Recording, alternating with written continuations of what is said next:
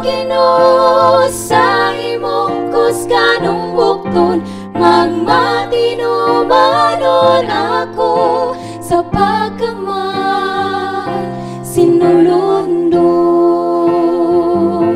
O Ginoo, O Ginoo, O Ginoo, o manduin ako.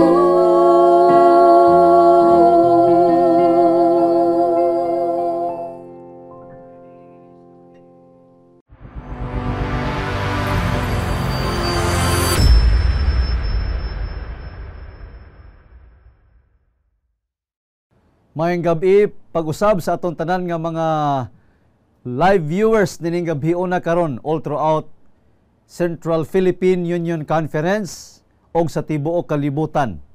Aton gid ginapasalamatan ang kaayo sa Ginoo ginhatag ya sa aton. Subong nga gabi, ikaduha ini nga episode sa aton nga series The Power of Love, brought to you by Central Philippine Union Conference. Og ato pong gipasalamatan ng ato ang mga leaders og mga kaubanan nato nga mga direktor sa Negros Occidental Conference. At sa ating mga kababayan, ating mga kapaglaom na patuloy din pong tumatangkilik sa ating presentation kahit na po ang iba sa inyo hindi masyado makakaintindi sa ating Bisaya na presentation, but I believe that through our PowerPoint presentation you can still relate what we are talking here. And it is my prayer that our presence, your presence tonight, or whatever time you have in some other places of the world, we can share these good tidings to the people around us. So this evening, the second night of our episode of our series, I would like to request again all of you to please join with me as I pray and ask God's divine blessing and wisdom while we are preparing to study, to assimilate His Word today. Let us pray. Father in heaven, once again, we bring to you all the glory and honor for giving us this very wonderful opportunity to share and to preach the message of the truth. It is my prayer that whenever our kapaglaom heard this message, they will be eager to share also to their friends at the same time. Bless us tonight, today. Help us to be open-minded and receive your blessing for this moment. This I ask in Jesus' name. Amen and amen. Our topic for today and for tonight, ang title niya niini mga kapaglaom, The Language of Love. Ang sinultihan sa gugma. Unsa may sinultihan sa gugma? Kung imo ni i-translate og muadto ka sa naglain-lain nga mga lugar sa kalibutan, daghan kaay silang mga term sa gugma. Okay? Bisan din hilang sa Pilipinas, daghan kay tag mga terminolohiya sa gugma. Na ako'y mga kaila, nya ako silang ipangutana, og what is love? Unsay gugma? So na ako'y mga higala, nya na sila yung mga tubag, to give justice to their answer, ako po rin i-share ninyo, mga kaigsuunan. Nag-ingon si Rain, ang gugma, sakit pero lami. Lami murag binignit pero og masubrahan kasakit kay makaigit. Gramo po niyang translation. Mura narag biko, sweet og lami pero makasawa kadugayan. Nyag masubraan, mas kasakit sa tiyan. Mo po niyang translation. So ato aning irespetar kay iha maning definition sa gugma. Si Chin Chancho, ingon siya, love is yung di mo alam kung bakit mo siya minahal. Basta bigla mo na lang naramdaman. Even if iniwan ka niya sa ere, you still love him, it's because God wants you to be happy for him na lang. Sana all. Kita mo? So, amo ni ang ilang translation. Ari pagid, no? Niya pa si Ace Charles, nag-ingon siya, ang gugma, parehos na og boxing. Sa wala pa nimo gisugdan, andam na ka nga masakitan. May po diyang translation. So sa wala pa kuno nimo gisugdan, parang boxing god, wala pa gani nagsugod ang away, andam na kang maigo gyud ka. Kadi man pwede dili ka maigo. So mo na ihang translation. Alright? Niapoy usa ka sinulat ka nag-ingon, hilak man gani ang langit nga wala giunsa, ako pagkaha nga nasakitan tungod sa gugma. Oh, grabe nga mga hugot, no? Okay? Napoy mga tao nag-ingon, busog sa pagkaon pero gutom sa gugma. So, mga kauturan, mga kabyanan, what is really love? There are lots of definition about love. Some people said, the person you miss the most when everyone is around. Daghan kayong mga tao, napakaraming tao sa paligid, ngunit may isang tao na namimiss mo talaga. Yung wala doon. Natural, mamimiss mo siya kasi wala doon. But there are a lot of people who are not there, you cannot miss them. Yung isang tao na wala doon, na in love ka talaga, mamimiss mo siya. Okay? So, kaya nga may isang awitin na, miss na miss kita, ha ha ha. Okay? Di ko lang butangan tono kay secular nga song. Namimiss na kita. So, now, love above all, love never fails. But, kung yung nararamdaman mo ay totoong pag-ibig na talaga, it will never fail. Whatever the circumstance may be, the situation may be, kahit pa hindi mo na nasisiguro na makapagtapos sa pag-aaral yung boyfriend mo, kasi working student, ikaw tapos ka na sa nurse o whatever course, boyfriend mo, 5 taon na sa college, first year pa rin. Sabi mo, hindi na ko ni, biyaan ko na ni, kaya wala ko ni boss damlag sinidi. Dulong pa sa alkitran ang boss damlag ko ni, ang kagmaon na ko ani, way klaro ni. Pero kung higugmag yung katinuod, you keep encouraging that boyfriend. Come on, go on, you can do it. Bahala, nag 10 years ka sa pag-eskwela, ikaw raghihapon ang akong palanggaon. Okay? Now, let me bring to you this evening the 3 modes of perception. What are these? The visual, auditory, and kinesthetic. Probably some of you have encountered this already. This is a review to you. Pero atong mga murag nalimot na ani, ato aning tun-an og usab. Visual, auditory, unya kinesthetic. Kini mga visual people, mga kaigsuonan, naga-enjoy ni sila o gugma nga makita pinaagi sa mga gifts. They love seeing actual physical gifts like video montages, doing chores, or getting dressed up.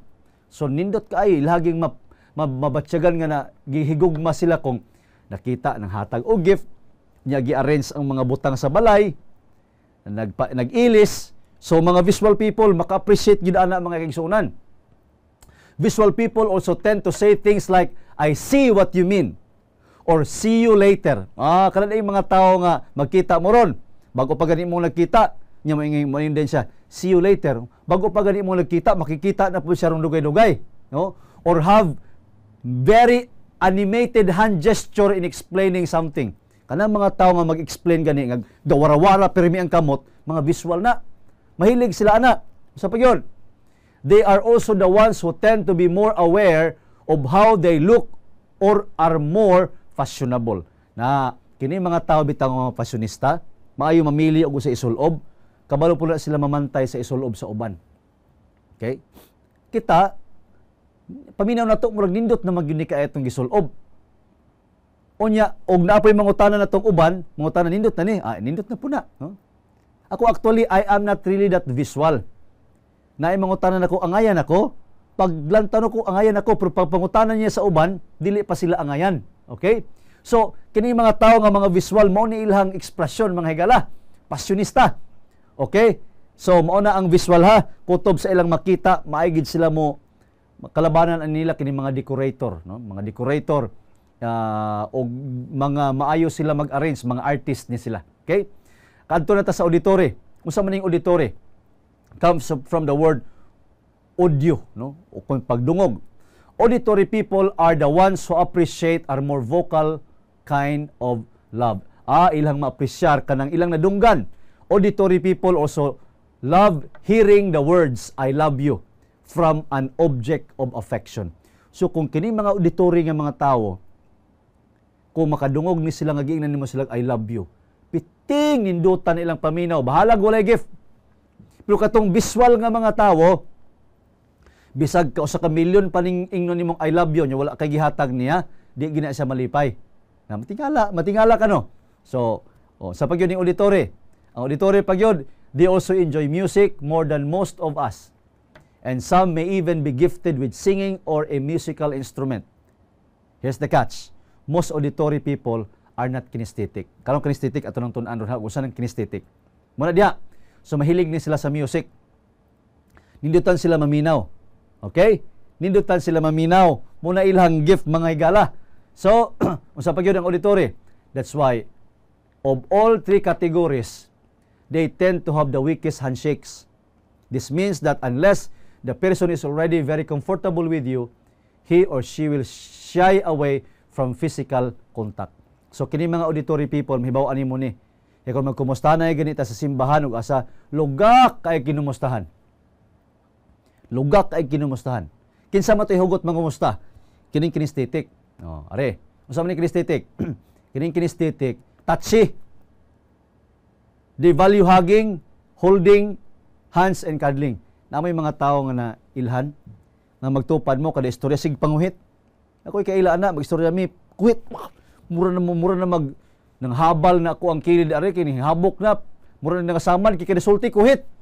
Kay kinesthetic, no? Unya unsa ni silang mga tawhana o sa ilang gesture, oftentimes they are also the types of people who enjoy physical activities like sports, dancing, or staying outdoors. An easy way to identify a kinesthetic person is through a handshake. Hugot gyud kay mangumusta ning kinesthetic nga mga tao. So ako personally, I am a mixture of kinesthetic auditory. Kusog ko kay mangumusta mga higala. Hugot gyud kayo pero naleksyon ko. Kay nayo sa kaadlaw nangumusta ko intaw sa simbahan, "Brad, sister, kumusta naman ka? Happy Sabat." Suko kay sa nako mga igsoon. Kasabaan ko niya, di pa ko pastor ato. Brother Joy, grabe gid niya nga kasuko nako. Kay naa di siya arthritis. Gikomot na kog may ang kamot mga igsoon. Peti sakita siyang kamot, guba yang adlaw kay may arthritis man siya. So gikan ato, akong pagka-kinesthetic ako nang gi-control. Ug dili mahugot og kumusta, dili pug ko. Ako lang lugak-lugakan usa. Kay basig na arthritis unya. Okay? So, mao ni sila. Di ni sila that's the way how they express themselves.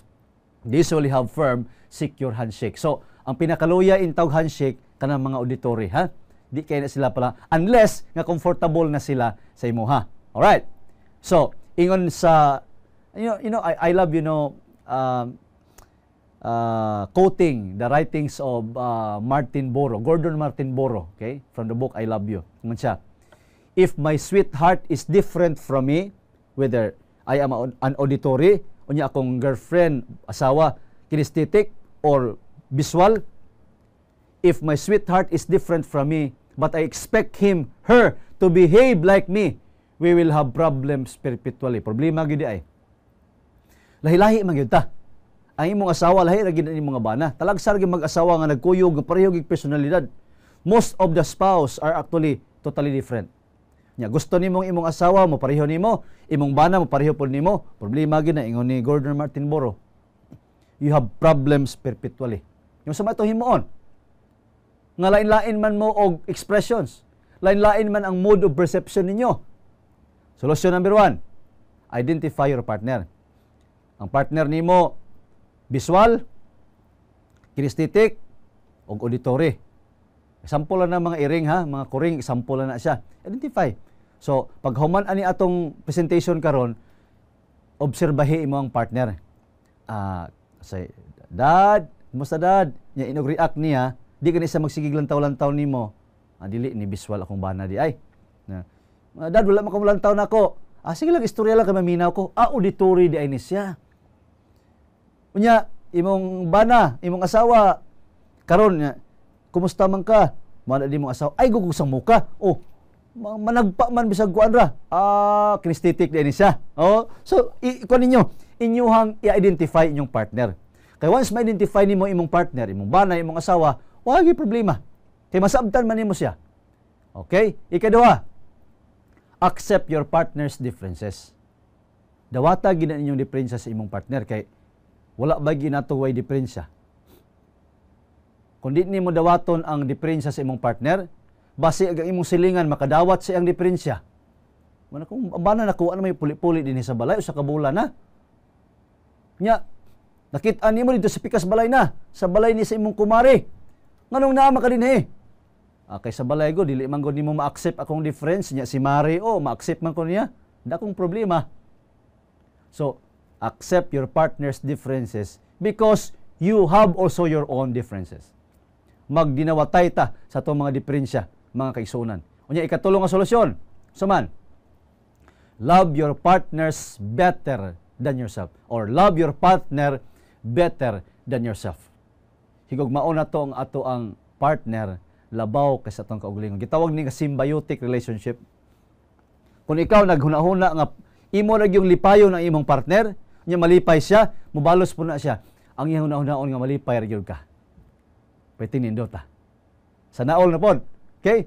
So karon, moadto na punta sa meeting with the divine lover. Gahapon, dating with the divine lover. Karon, meeting with the divine lover. Okay? John 14:1 verses 2 and 3. Let not your heart be troubled, believe in God, believe also in me. In my Father's house are many mansions. If it were not so, I would have told you, I go to prepare a place for you. And if I go and prepare a place for you, I will come again and receive you to myself, that where I am, there you may be also. In other words, ang Samaria ani, nagsaad si Jesus nga mobalik siya. Mobalik gid siya. Unya ang iyang pagbalik, mauni atong dakong paglaom. Tanan kita nagtuo magyud ta nga mobalik si Jesus. Nagani pangadi nga tumutuo ako nga siya mobalik sa ikaduha aron sa pagmituo ako sa Dios Amahan makagagahom sa tanan.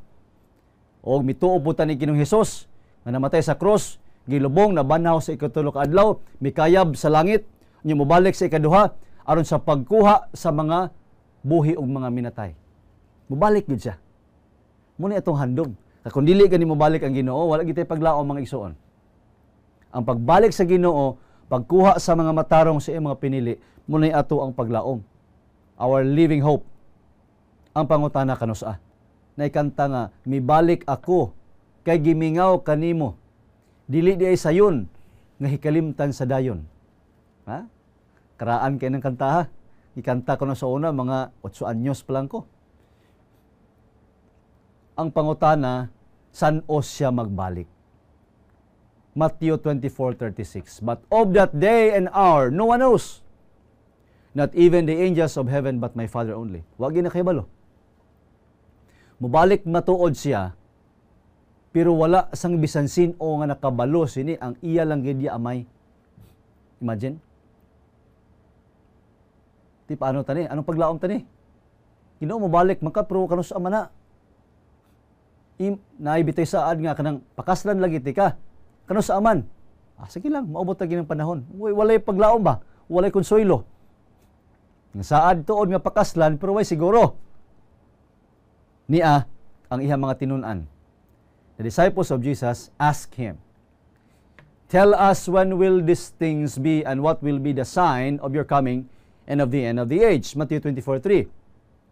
Since Jesus did not tell them when he will be coming back, they were asking about the signs.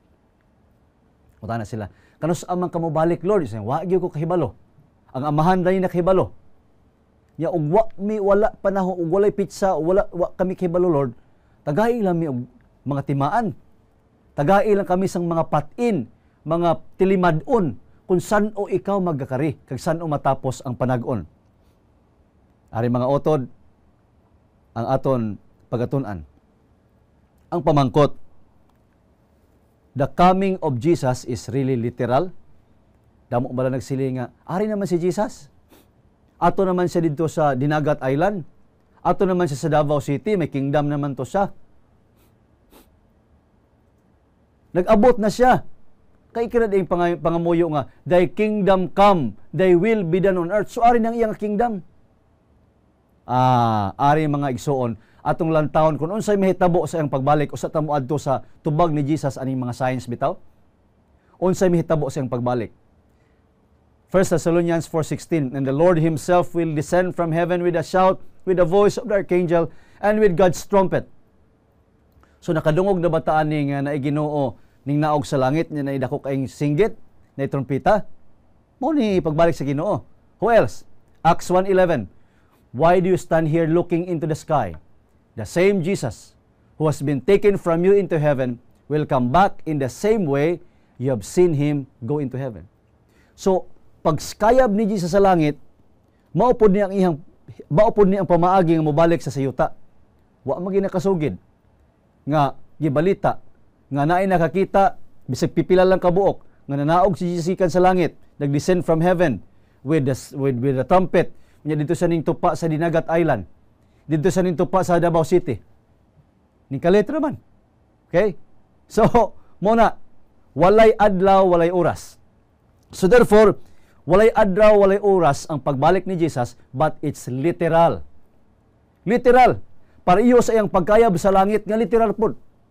Hindi ito ang pagkayab ni Jesus Christ sa langit. Hindi ito symbolic.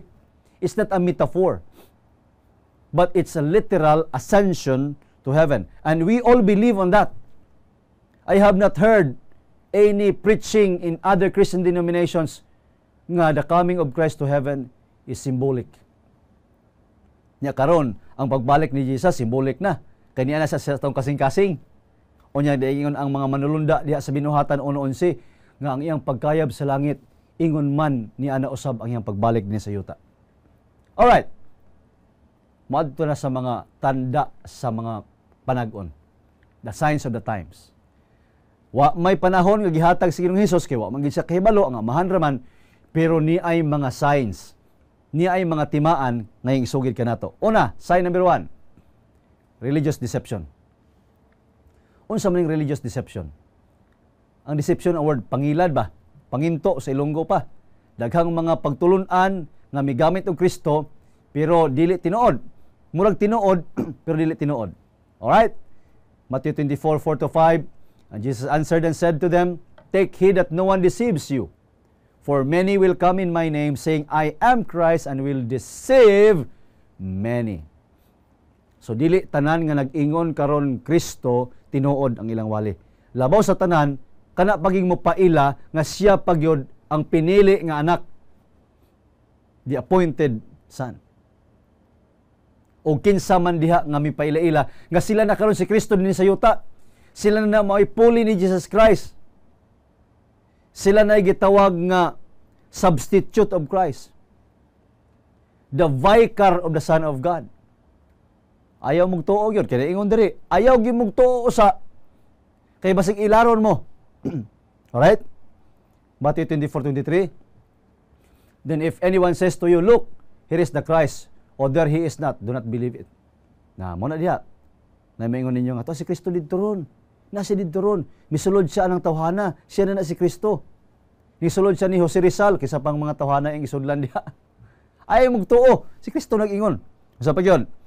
Verse 26. So if they say to you, "Look, he is in the wilderness," do not go out. If they say, "Look, he is in the inner rooms," do not believe it. Kaya nga naman di ay. Kung iman ning basahon, versikulo 27, nag-ingon, nga ingon nga ang kilat gikan sa sidlangan patumang sa kasadpan, mugkula o niya mauna ang panahon nga mabalik sa Ginoong Hesus. Dili ingon nga, tuwa sa didto, sila na rin nakahibalo. Okay? For false Christ and false prophets will arise and perform great signs and wonders so as to lead astray, if possible, even the very elect.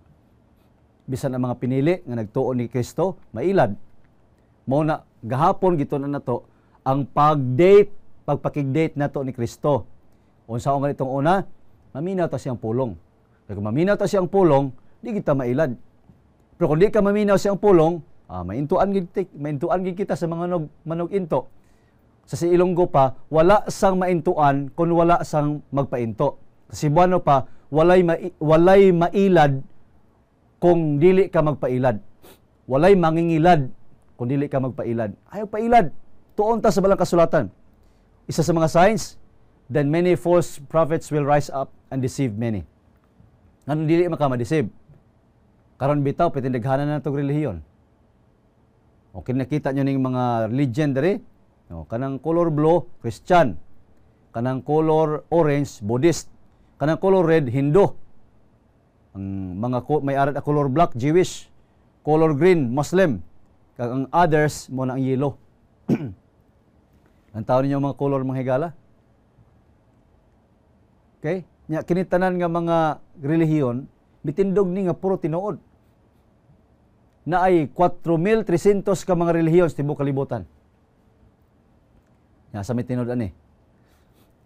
Kada usa ining 4,300, maingon nga sila ay tinuod. Maglibog yung ka. Nya sa may itong measurement nga tinuod na nga pagtuluhan, Isaiah 18:20. To the law and to the testimony, if they speak not according to this word, it is because there is no light in them. To the law and to the testimony. Mao gini atong basihan. If one who claims that they are the true religion and they reject the law, no light in them. And one religion claims to have the law but reject Christ as the creator, there is no light in them. That's the basic identity of the true teaching, mga kaigsuonan. So, deception, religious deception ang number 1. Number 2, war and rumors of war. O sa ingon diha sa Mateo 24:6-7, and you will hear of wars and rumors of wars. See that you are not troubled, for all these things must come to pass, but the end is not yet. For nations will rise against nation, kingdom against kingdom. Nay gira, nahitabo ni wala. Kada mga religious deception, hitabo na wala. It happened. And it happened up to now. So kamo diha nga naglantaw, ay gimong tuon ako. Kay basig giilad ta mo. Okay? So mo na nga kini mga teksto atong gisulat, listahan ninyo, screenshot ninyo, reviewhon ninyo, unya tun-an ninyo ang tibuok teksto nga gibasa nato. Kay base di ay usapon ko sa mga mangingilad. Alright? So study. Don't believe immediately what you have heard, mga kaigsuonan. Alright, tinuod ba nga gira ron? O, niya sa Amerika, kining Brookings, isa ni siya ka dako kaayo nga bantalaan or masiling naton nga news corporation sa Amerika. Niya, sulat nila, the office of the President of the United States is unlike any other in the contemporary world. The man or woman who sits in it not only controls the most powerful military on earth by many reasonable measures, the most powerful army in history. He or she inherits a special and specific and special responsibility, a responsibility that the United States chose for itself at the end of the Second World War, that is to use its economic, political, and military might to deter and prevent another of the great wars between major powers that so consume the early part of the 20th century. Muna'y gahom dahil sa president sa US. Muna bisag asa nga bahin sa kalibutan og naigira, intragid sila. Gira gyud. O niya. O ginpost pa ni sa Geneva Academy, Europe, kining non-international armed conflict in the Philippines. Nadiha atong mga kaigsuonan nga MNLF, MILF, Bangsamoro, na po diha ang atong mga higala kaigsuonan nga uban nga NPA. Years, decades, wa pa gini masulbal hangtod ron mga igsuon. Sa kinsay presidente. Kay ngano, gitagna na sa Biblia. Nga usab mo ani si Jesus Christ na igira. Away gyud. Mo ni atong latest. Kita na ito na, ang Ukraine ug ang Russia. Mga magsuon ra ni sila. They are relatives.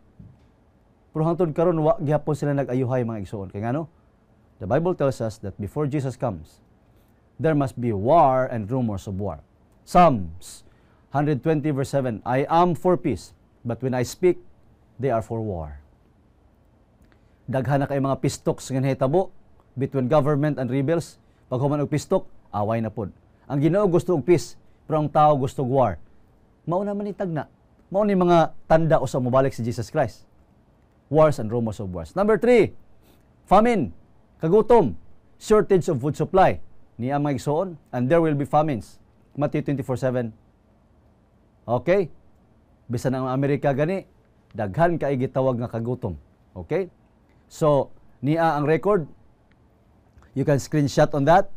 Mao ni siya record nga bisan ang United States of America according to farmers and hunters feeding the hungry, gigutom, kulang food supply. Sa Pilipinas, according to Inquirer.net, number of hungry Filipinos almost doubles as pandemic rages. Wala may obra. gutom pa gani kani adtong napay obra, pagkawala sa obra pag pandemic, pwedeng gutom gyud. Kulang of food supply. Ngano?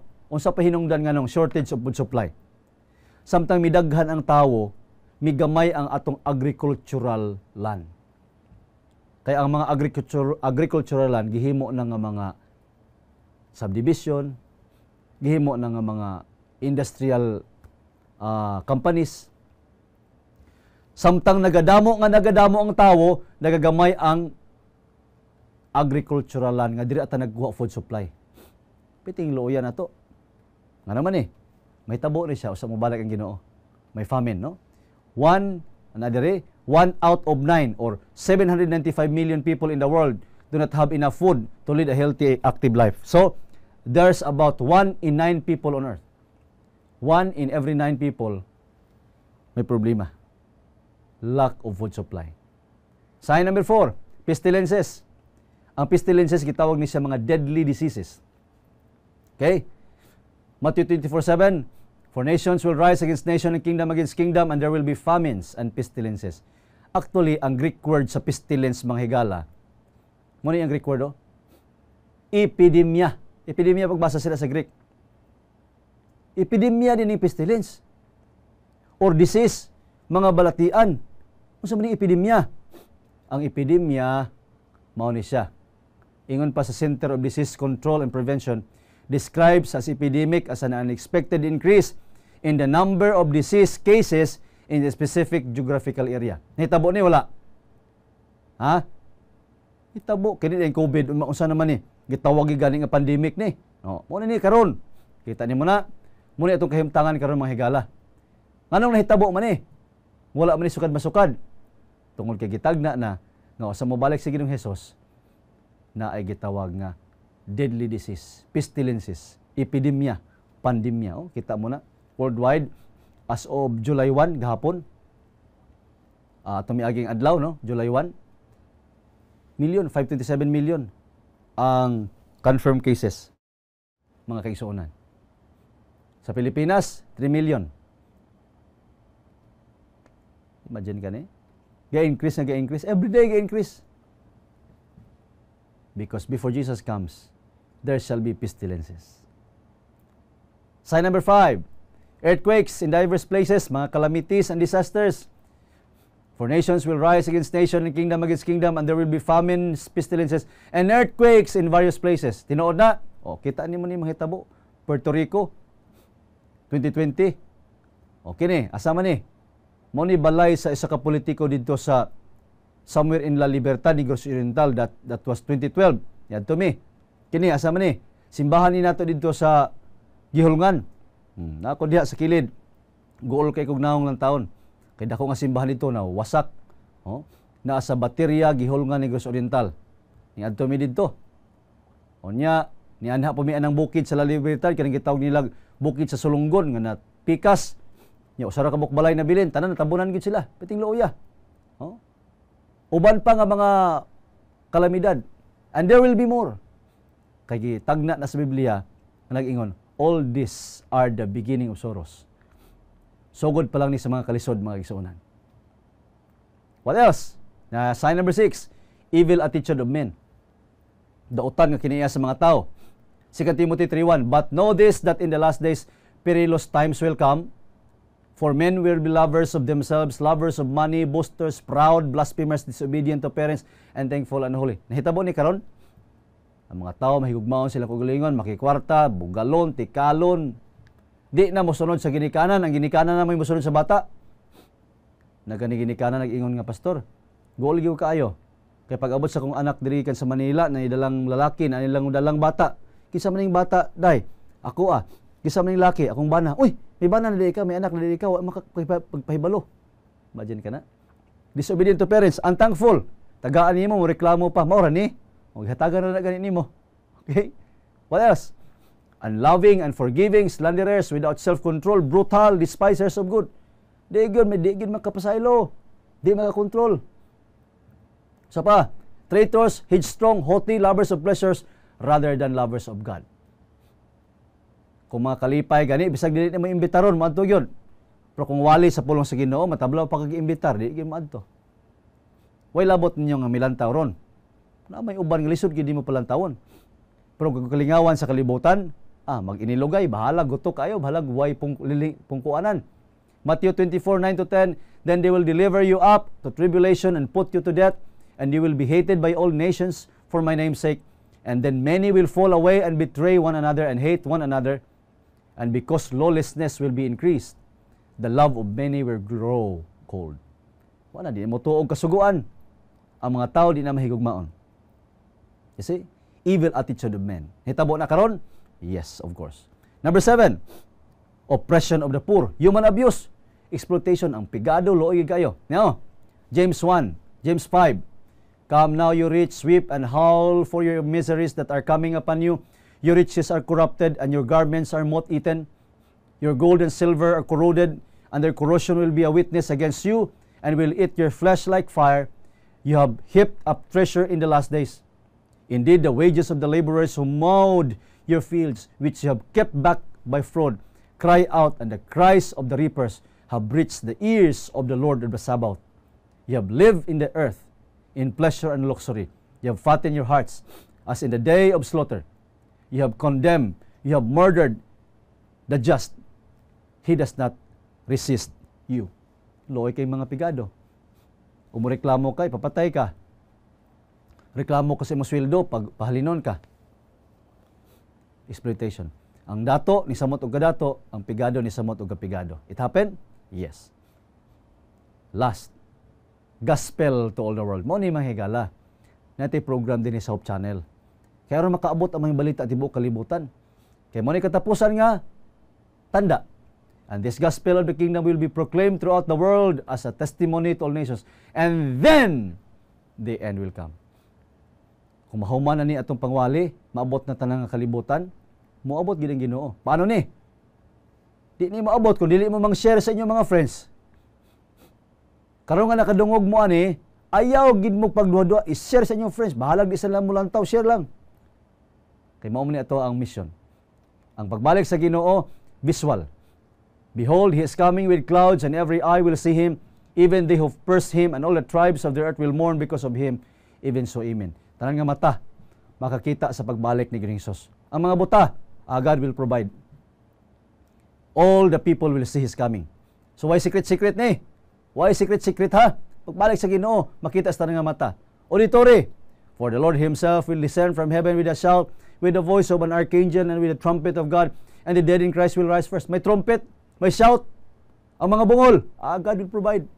Importante, pagbalik sa Ginoo, makadungog ang tanan, makabati ang tanan. Why secret? And here, of course, our God shall come and shall not keep silent, and fire shall devour before Him, and it shall be very tempestuous all around us.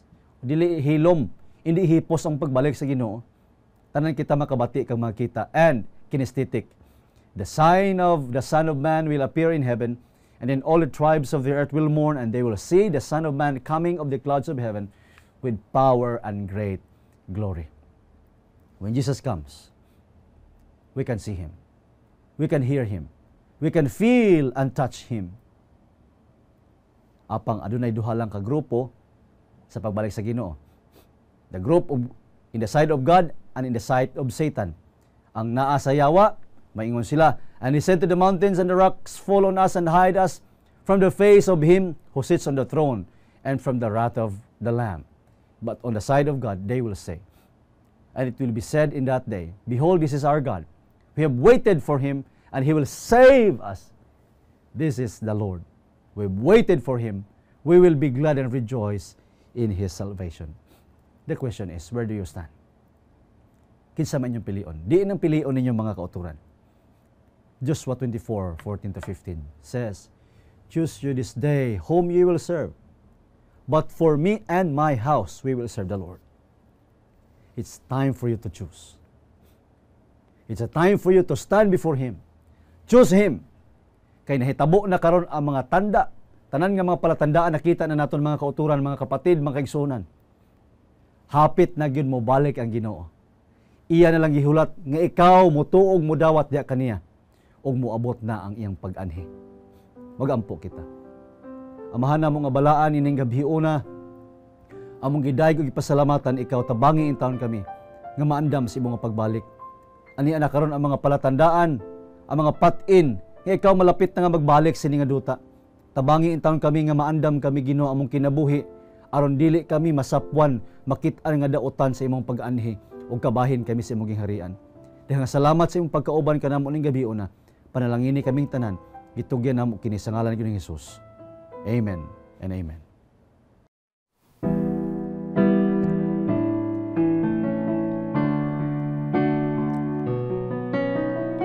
Matapos na ang tanan, ang himay hikaplagan, ang kamatayo'y gahom, kaysa Diyos man pinanduan. Manluy ako Ginoo sa imong kusganong bukton, magmatinumanon ako sa pagkamasinulundon. Manluy ako Ginoo sa imong kusganong bukton, magmatinumanon ako sa pagkamasinulundon.